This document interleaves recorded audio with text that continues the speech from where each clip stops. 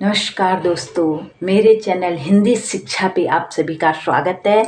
जैसे कि आपको पता ही है कि आजकल मैं उत्तराखंड एलटी की आप लोगों को तैयारी कराती हूँ। उत्तराखंड एलटी में मैंने टीचिंग एप्टीट्यूड और हिंदी की आपको तैयारी कराती हूँ। तो हिंदी में हमने भक्ति काल तक आपको कंप्लीट करा दिया है। जिन्होंने वो वीडियो नहीं देखी है वो वीडियो को देख लें। जो मेरे चैनल पे नए आए हैं चैनल को सब्सक्राइब करें, और जो बच्चे देखते हैं वो अपने दोस्तों को ज़्यादा से ज़्यादा जोड़ने की कोशिश करें। तो टीचिंग एप्टीट्यूड में टीचिंग एबिलिटी में हमने चले हुए थे अधिगम के सिद्धांत पे। अधिगम के सिद्धांत में मैंने जो आपका थार्नडाइक का सिद्धांत है, कोलर का सिद्धांत है, कई सिद्धांत मैंने करा लिए हैं। तो जिन्होंने वो वीडियो नहीं देखी है पहले उस वीडियो को देख लें, कंप्लीट कर लें, मेरे चैनल को सब्सक्राइब करें और नीचे डिस्क्रिप्शन बॉक्स में जा कर के आप प्रत्येक चैप्टर को देख सकते हो। तो उस चैप्टर में मैंने क्वेश्चन आंसर भी कराए हुए हैं और कई सिद्धांत कई चैप्टर कराए हुए हैं। तो उसी क्रम में हम आज एक नए टॉपिक को देखेंगे।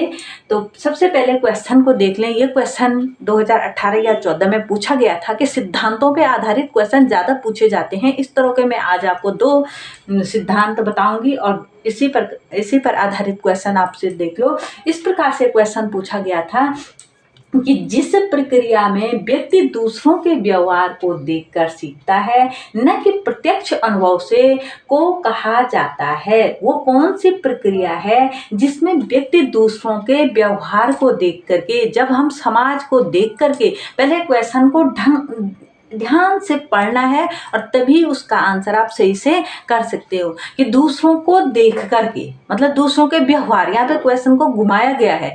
कहने का मतलब ये है कि जो हम समाज से देख करके, समाज को देख करके सीखते हैं, कि न कि प्रत्यक्ष जब हम कुछ करके सीखते हैं, न कि प्रत्यक्ष अनुभव से सीखते हैं, उसको क्या कहा जाता है।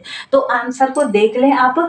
इसमें लिखा गया है, पहला था सामान्य अधिगम कहते हैं उसको, सामाजिक अधिगम कहते हैं, प्रायोगिक अधिगम कहते हैं, या इनमें से कोई नहीं। इसमें देख लो, पहले आप देख लें कि कौन सा होना चाहिए, कि ऐसी कौन सी प्रक्रिया है, ऐसा कौन सा अधिगम है जिसमें व्यक्ति दूसरों के व्यवहार को, कि सामान्य अधिगम है। सामान्य अधिगम माने सामान्य ढंग से सीखता है, यह प्रायोगिक अधिगम है या सामाजिक अधिगम है। तो इसको कहते हैं सामाजिक अधिगम। ये हो जाएगा राइट आंसर इसका, सामाजिक अधिगम। सामाजिक अधिगम ये राइट आंसर हो जाएगा। कैसा सामाजिक अधिगम? ये सामाजिक अधिगम कई बार ये भी पूछा जाएगा कि ये जो सामाजिक अधिगम है ये किसका है। तो सामाजिक अधिगम है बंदुरा का सामाजिक अधिगम। इसको कहते हैं बंदुरा का सामाजिक अधिगम का सिद्धांत पर आधारित क्वेश्चन है। कि सामाजिक अधिगम का सिद्धांत, बच्चा जब दूसरों के व्यवहार को देखकर, जब समाज में बच्चा जाता है और दूसरों को देख करके जो कुछ भी सीखता है, जो कुछ उसका उठना बैठना चलना, ये जो भी नई चीज वो समाज को देख करके सीखता है, उसे वो सामाजिक अधिगम के सिद्धांत के अंतर्गत आता है। इस सिद्धांत का मतलब है कि अनुकरण करके सीखना, दूसरों का अनुकरण करना, दूसरों के द्वारा दूसरों का अनुकरण करके जो कुछ हम सीखते हैं, इससे हमें ये चीज मिलती है कि बच्चा अपने माता पिता, परिवार, समुदाय व स्कूल, अध्यापक आदि का अनुकरण करता है। एक छोटा बच्चा जब पैदा होता है तो वो कुछ न बोलना सीखता है, न कुछ उसको, जो वो अपने परिवार में देखता है, जैसे उसके जो मातृभाषा होती है ना, तो अपने परिवार से सीखता है वो। तो जो भाषा सीखेगा, जहाँ जो परिवार में जो कुछ बोला जाएगा, जो परिवार का व्यवहार होगा, जो परिवार का रहन सहन होगा, जो खान पान होगा, तो वो वही देख करके धीरे धीरे सीखता है। दूसरों को देख करके वो खड़ा होगा, दूसरों को देख करके वो चलेगा, अपने परिवार की भाषा को अपनाएगा, अपने परिवार के रीति रिवाज को, फिर वो बाहर निकलेगा, फिर जैसे उसका संगत होगी, जैसे दोस्त होंगे, वो दोस्तों को देख करके सीखता है। जिस समाज में रहता है उस समाज का अनुकरण करता है, उस समाज को देख करके सीखता है। इस पे आधारित जितने भी, कि समाज को अनुकरण करता है या परिवार का अनुकरण करता है या अपने मातृभाषा को सीखता है, ये सभी जितने भी क्वेश्चन बनेंगे ये सामाजिक अधिगम के सिद्धांत पर ही आधारित होंगे। और ये सामाजिक अधिगम का सिद्धांत बंदुरा का था। उन्होंने प्रयोग किया था एक बॉबी डॉल पे, और जिसपे एक फिल्म भी बनी थी, जीवित जोकर नाम की एक फिल्म बनी थी बंदूरा की बॉबी डॉल। बच्चा अपने वातावरण का, मुख्य तो इसमें कहने का मतलब है बच्चा अपने वातावरण का अनुकरण करता है, अपने समाज से सीखता है। जिस समाज से में रहता है, तभी तो कहते हैं ना कि सबसे ज़्यादा असर बच्चे के जीवन पे जो हमारा रहन सहन है, जो हमारा चरित्र है, उसका निर्माण एक तो जेनेटिक होता है, जीन का असर पड़ता है, और दूसरा होता है वातावरण का। जो हम जिस परवरिश से हम पढ़ते हैं, बढ़ते हैं, जो कुछ हम सुनेंगे, जिस परिवार का जैसा रहन सहन होगा, वो बच्चा आगे चल करके वही सीखेगा। और जो बचपन के जो गुण होते हैं ना, आगे चल के आप किसी भी समाज में चले जाओ, लेकिन वो आसानी से नहीं निकलते, वो वही अपनाता रहता है। जो आप सीखोगे, जो तौर तरीके, जो रहन सहन, जो बोलना, जो कुछ सीखोगे, तो वही आगे चल करके रहेंगे। तभी कहते हैं एक स्वस्थ वातावरण, स्वच्छ वातावरण, एक शिक्षित वातावरण बच्चे को देना अनिवार्य है। शिक्षक छात्रों के सामने आदर्श व्यवहार। अब मेन बात है कि जिस स्कूल में जो टीचर बच्चों को पढ़ाएगा, जैसे टीचर का व्यवहार रहेगा, जैसे टीचर का चरित्र रहेगा, अन्य बच्चों पर भी उसका प्रभाव जरूर पड़ेगा। या जिस समाज में आप रहोगे, जिस वातावरण में रहोगे, जैसे दोस्तों के साथ रहोगे, जिस समाज में खेलोगे, तो उसका असर बच्चे पर, एक बच्चे के व्यवहार पे पड़ता है। तो बच्चे का व्यवहार, जेनेटिक और वातावरण दोनों का मिला जुला रूप होता है। और जब वातावरण से संबंधित जैसे आएगा, अपने दोस्तों से सीखता है, या अपने माता पिता से सीखता है, या ऐसे घुमा करके कहीं से भी ऐसा क्वेश्चन आए जो समाज से संबंधित हो, तो ये बंदूरा के सामाजिक अधिगम के सिद्धांत पर आधारित है। तो ये चीज़ों को आप नोट कर लें ताकि आपको पेपरों में याद रहे। दूसरों को देखकर या समाज की नकल करना सामाजिक अधिगम के सिद्धांत के अंतर्गत आता है। इस सिद्धांत में अनुकरण के द्वारा, दूसरों का अनुकरण करना द्वारा सीखना, बच्चा अपने माता पिता, परिवार, दोस्तों, समुदाय, स्कूल या अध्यापक आदि का अनुकरण करके अनुकरण से सीखता है, आदि के अनुकरण से सीखता है। समाज के रीति रिवाजों, जो हमारे त्योहार, रीति रिवाज जो कुछ भी होते हैं, वो समाज को देख करके ही एक बच्चा सीखता है, एक व्यक्ति सीखता है। वही सामाजिक अधिगम के सिद्धांत के अंतर्गत आता है। मुख्य बात यह है, यानी अपने वातावरण से सीखता है, अपने वातावरण से सीखना, ये सामाजिक अधिगम के सिद्धांत के अंतर्गत आता है। अगर क्वेश्चन पूछा गया कि शिक्षक छात्रों के सामने आदर्श व्यवहार प्रस्तुत करे, तो ये भी आदर्श व्यवहार प्रस्तुत करे, बच्चा इसी से सीखता है, तो ये भी सामाजिक अधिगम के सिद्धांत के अंतर्गत आता है। वह अन्य व्यक्तियों को उदाहरण देकर छात्रों में ज्ञान प्रभावशीलता को बढ़ा सकता है। एक अध्यापक अपना आदर्श प्रस्तुत करे या अन्य किसी आदर्श व्यक्ति का उदाहरण देकर छात्रों की ज्ञान प्रभावशीलता को भी बढ़ा सकता है। ये समस्त जितना भी हम, कहने का मतलब है, जितना भी हम अपने समाज से सीखते हैं, वो होता है सामाजिक अधिगम का सिद्धांत। अब इसका आप साथ में स्क्रीनशॉट लें या तो नोट भी करते जाएं। नेक्स्ट हम पढ़ेंगे लेविन का क्षेत्र सिद्धांत। बंदूरा का सामाजिक अधिगम का सिद्धांत तो आपने समझ लिया होगा, और अब है लेविन का क्षेत्र सिद्धांत। और उसके बाद जो मोस्ट इम्पॉर्टेंट है वो गैने का सिद्धांत है। तो लेविन का जो क्षेत्र सिद्धांत है, ये मुख्य तो अभिप्रेरणा पे बल दे रहा है। जो अभिप्रेरणा से संबंधित क्वेश्चन आएंगे कि जब बच्चा किसी से अभिप्रेरित होकर के, जैसे हमें उसको कुछ लालच दे दिया, जैसे बच्चे पढ़ते हैं, उनको लगेगा कि अगर हम ये चीज़ सीखेंगे या क्लास में फर्स्ट आएंगे तो हमें ये पुरस्कार मिलेगा, तो वो उस पुरस्कार के लालच में या किसी दंड के डर से कि अगर हम ये काम नहीं करेंगे, अगर हमें नहीं आएगा तो हमें दंड मिलेगा, और उस दंड के डर से वो क्या करते हैं, सीखते हैं। मतलब एक प्रकार से मोटिवेट होते हैं कि हमने सीखना है, उस चीज़ पे जोर देते हैं कि हमने सीखना है। कि ताकि हमें दंड न मिले, या पुरस्कार के लालच में कि हमें इस चीज ये अगर हम सीखेंगे तो हमें क्या मिलेगा, पुरस्कार मिलेगा। इस चीज को ध्यान में रख करके जो सीखते हैं, ये लेविन के क्षेत्र सिद्धांत के अंतर्गत आता है। मुख्यतः यह सिद्धांत लेविन के अनुसार व्यक्ति स्वयं अभिप्रेरित होकर के ये नहीं कि किसी ने फोर्स किया, इसको किसी ने अभिप्रेरित किया। इसके सिद्धांत के अनुसार व्यक्ति किसी को देख करके स्वयं अभिप्रेरित होता है, स्वयं मोटिवेट होता है कि मैंने वो, और उस मोटिवेशन से, उस अभिप्रेरणा से उसके दिमाग में ऐसी अनुक्रियाएं होती हैं कि भाई मैंने ये चीज़ सीखनी है, मैंने ये चीज़ करनी है। खुद किसी को देख करके, जैसे हम किसी को देखते हैं ना कि वो ऐसा अफसर बना है तो हमने भी बनना है, तो हम उसके लिए क्या करेंगे, प्रयास करेंगे। या कोई और नई चीज़ सीखने के उसको ये चीज़ आती है, इसको गाड़ी चलानी आती है तो हमने भी सीखनी है, तो उससे अभिप्रेरित होकर के, किसी दूसरे को देख करके, किसी दूसरे से अभिप्रेरित होकर के, स्वयं किसी ने फोर्स नहीं किया, स्वयं अभिप्रेरित हुए और इससे क्या करते हैं, हम उस अभिप्रेरणा से कुछ काम करना सीखते हैं। अधिगम प्रक्रिया में अभिप्रेरणा पर यह सिद्धांत क्षेत्र सिद्धांत है। तो ये इसमें यह सिद्धांत पुरस्कार और दंड पर भी बल देता है। कैसा पुरस्कार और दंड, ये मैंने आपको बता दिया कि किसी पुरस्कार की चाह में या किसी दंड के डर से भी अधिगम, वो बच्चा हो चाहे कोई व्यक्ति हो, उस कार्य को करना सीखता है, तो उसको ये इसके अंतर्गत आता है। अगर क्वेश्चन अभिप्रेरणा से संबंधित कि जो स्वयं से, एक तो होता है अभिप्रेरित, तो उसको मोटिवेट किया जाए, दूसरे के द्वारा फोर्स किया जाए या दूसरे के द्वारा फोर्स किया जाए, वो अलग बात होती है।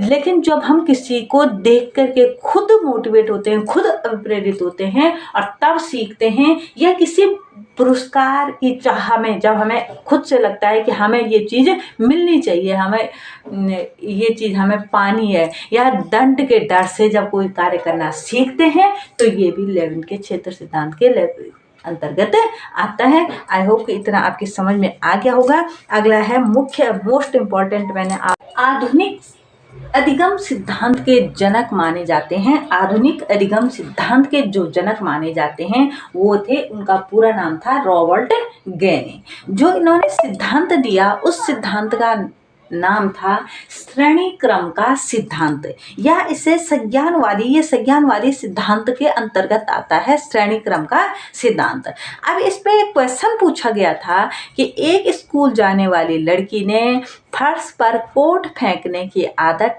डाल दी। लड़की की माँ ने उससे कहा कि कमरे के बाहर जाओ और कोट को खूंटी पे टांगो।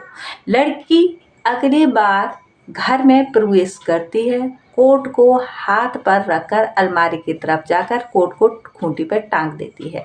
यह उदाहरण है, किस चीज़ का उदाहरण है? इसमें उत्तर दिया गए थे 4 ऑप्शन।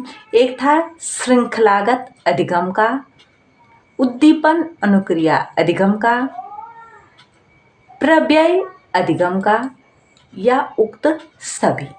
अब इसमें जो एक था श्रृंखलागत अधिगम, जो इसमें ये आया हुआ है आंसर श्रृंखलागत अधिगम।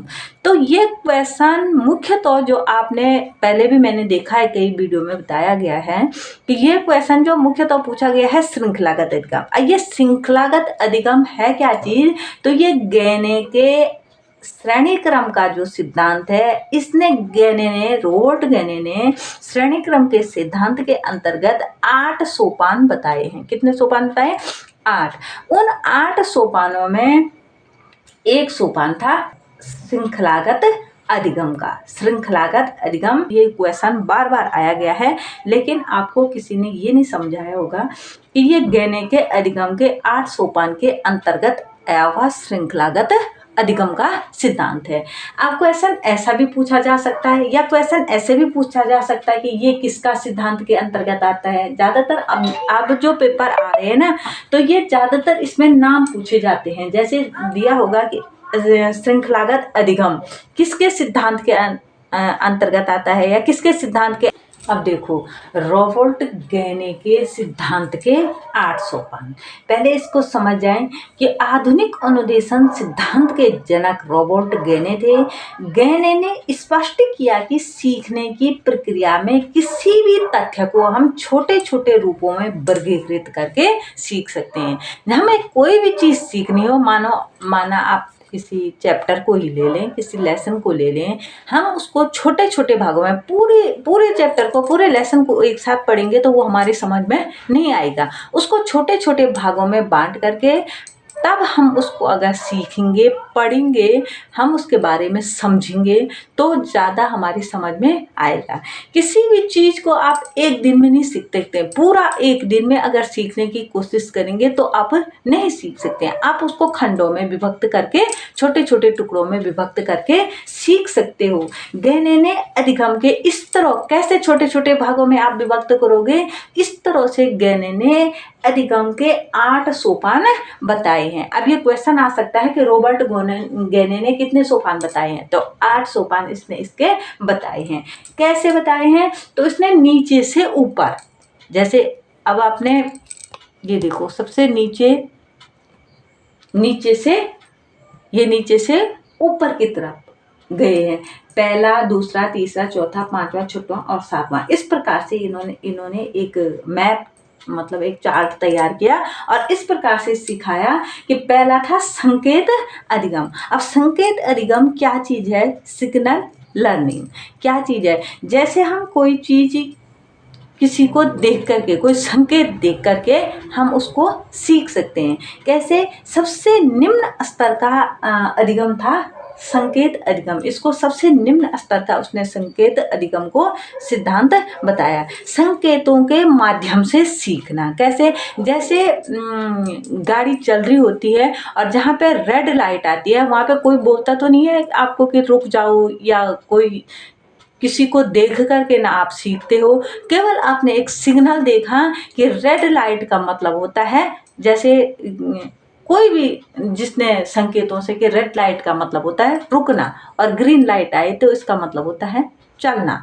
तो एक संकेत के माध्यम से हमने क्या किया, इसको सीखा कि इसका मतलब ये होता है और इसका मतलब ये होता है। एरो बने होते हैं, अगर सीधा एरो है तो सीधा चलना है, अगर इधर की तरफ एरो बना है तो हमें पता है कि हमने दाएं तरफ बना है, दाएं साइड जाना है, दाएं साइड जाने के लिए है, बाएं तरफ बना है तो बाएं साइड जाने के लिए है। तो ये एक क्या है, एक संकेत दिया गया है। केवल संकेतों के माध्यम से सीखना। तो उसने कहा ये सबसे क्या है, निम्न स्तर का, क्या है, निचले स्तर का, सबसे निम्न स्तर का सीखना हुआ कि जब हम किसी संकेतों के माध्यम से सीखते हैं। तो मेन इसमें यही बात है कि जैसे हम रेड लाइट को देख करके क्या करते हैं, अपने आप गाड़ी को, जैसे सिग्नल पे गए, रेड लाइट आई तो अपने आप कोई ना बोलता है, अगर कोई है वहां पे तभी ठीक, किसी के आगे गाड़ी है नहीं है इससे कोई मतलब नहीं। जैसे ही हमने रेड लाइट देखी तो गाड़ी अपने आप रोक देते हैं, या ग्रीन लाइट आई तो गाड़ी अपने आप चला लेते हैं। तो इसको कहते हैं संकेत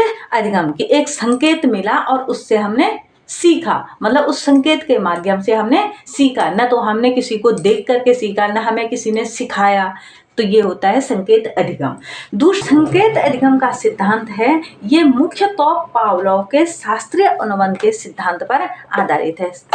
प्रत्येक जितने भी इसने ये खंड किए ना, इसके जो सीखने के सिद्धांत बताए हैं, प्रत्येक सिद्धांत किसी न किसी जो हमारे अधिगम के सिद्धांत देने वाले, जैसे पावलोव का सिद्धांत है, चाहे थॉर्नडाइक का सिद्धांत है, चाहे स्किनर का सिद्धांत है, प्रत्येक इसके जो भाग किए हुए इन्होंने 8 सोपान बताए हैं, ये किसी न किसी के सिद्धांत पर आधारित है। जैसे सिद्धांत, तो ये संकेत अधिगम का सिद्धांत पावलोव के क्लासिकल अनुबंध के सिद्धांत पर आधारित है। जो रूसी वैज्ञानिक इवान पी पावलोव हुए हैं, ये सिद्धांत मैंने अच्छे से आपको समझाया हुआ है कि क्लासिकल अनुबंध का सिद्धांत, इसे CS थ्योरी भी कहते हैं, और इसमें इसके कई नाम दिए गए हैं। शास्त्रीय अनुबंध का सिद्धांत भी इसी को कहते हैं, संबंध प्रत्यावर्तन का सिद्धांत भी कहते हैं, संबंध प्रतिक्रिया का सिद्धांत, अनुबंध का सिद्धांत, प्रतिवादी अनुबंध का सिद्धांत, अनुकूलित अनुक्रिया का सिद्धांत, अनुबंधित अनुक्रिया का सिद्धांत भी इसी को कहते हैं।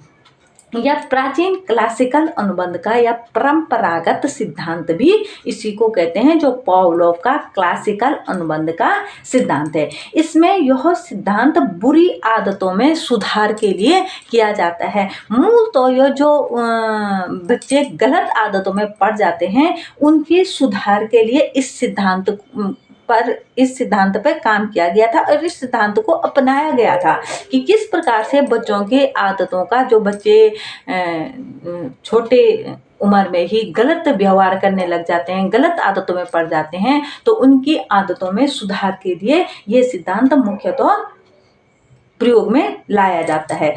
अनुबंध का ये व्यवहारवादियों की देन है और इसके अनुसार अधिगम की प्रक्रिया में अनुक्रिया, कुछ देख करके, मैंने अभी बताया ना, कुछ देख करके प्रतिक्रिया देना।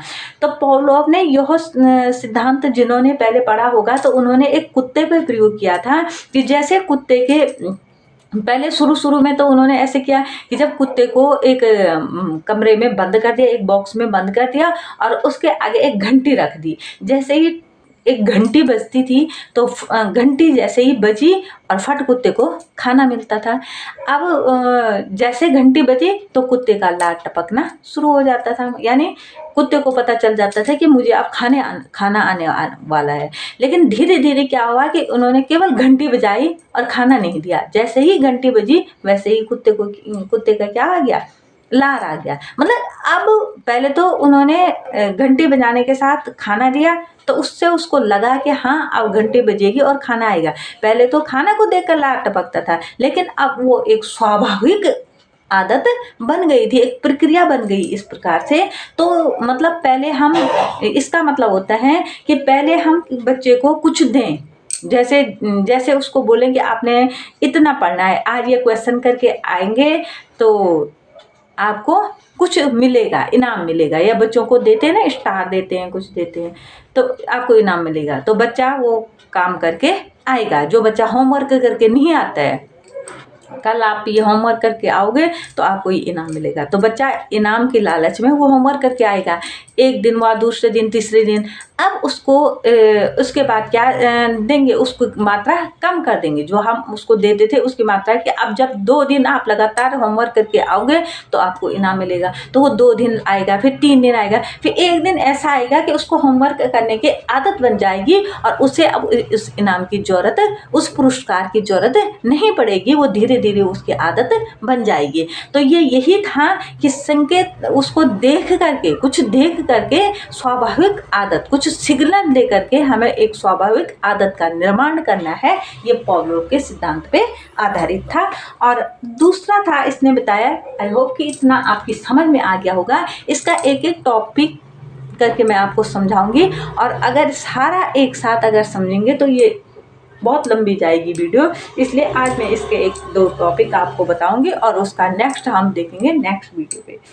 अगला था इसका उद्दीपक अनुक्रिया का सिद्धांत। कैसे उद्दीपक अनुक्रिया का सिद्धांत होगा, तो ये था स्किनर के क्रिया प्रसूत सिद्धांत पे। क्रिया प्रसूत सिद्धांत जो स्किनर का था वो मैंने आपको अच्छे से वैसे करा रखा है, फिर भी क्रिया पुनर्बलन का सिद्धांत भी कहते हैं, कि सक्रिय अनुबंध का सिद्धांत भी कहते हैं, और इसे आरएस थ्योरी भी इसी को कहते हैं। कैसे, व्यवहारवादी सिद्धांत भी कहते हैं, और नैमित्तिकवाद का सिद्धांत, कार्यात्मक प्रतिबद्धता का सिद्धांत भी कहते हैं। यानी इसमें क्या कहा गया था, स्किनर ने कहा कि जब हम किसी कार्य के, मतलब तुरंत पुनर्बलन मिलना, एक तो पुनर्बलन मिलना हुआ और दूसरा हुआ तुरंत, मतलब जैसे ही आपने वो कार्य खत्म किया और आपको उसके रूप में पुनर्बलन मिला, कुछ मिला, तो उसको कहते हैं क्या, किसी कार्य की सफलता पे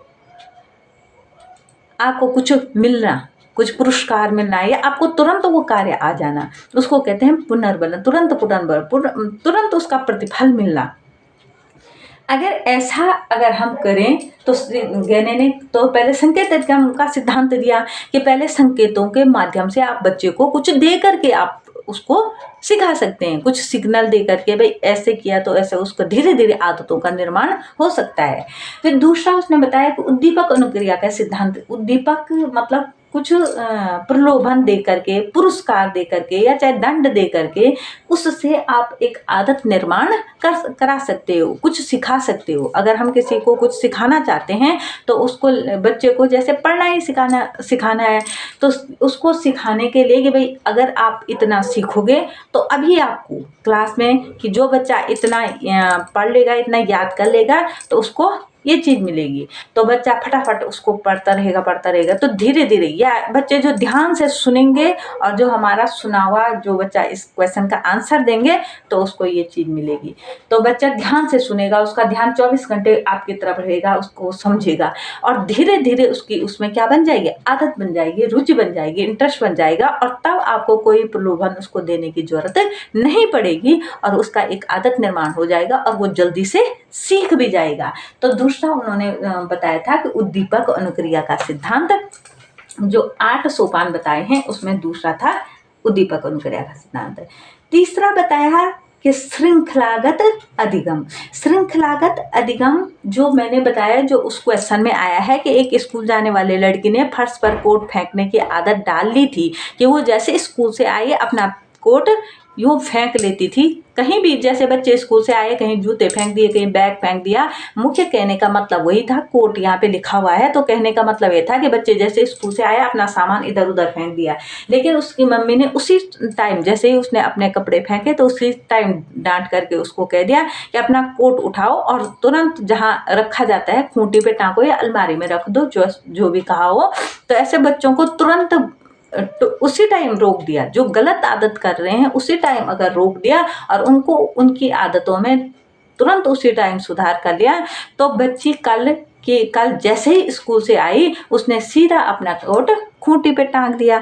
तो ये था एक श्रृंखलागत अधिगम का उदाहरण। कैसे श्रृंखलागत कैसे हुआ ये, यानी इसमें क्या था कि एक एक करके व्यवस्थित रूप से अधिगम की सामग्री, जैसे एक एक स्टेप बाय स्टेप उसको सिखाना। कि जैसे पहले जैसे हमने कोई किसी से ले लो, जैसे मैं तो आपको हिंदी पढ़ाती हूँ ना, तो हिंदी से ले लो, सीधे हमने आपको अगर संज्ञा की परिभाषा पढ़ाई और उसमें हमने कहा ये संज्ञा, तो आप दिमाग से जो पहली बार पढ़ेगा तो वो ये सोचेगा कि क्यों हम संज्ञा को क्यों पढ़ते हैं।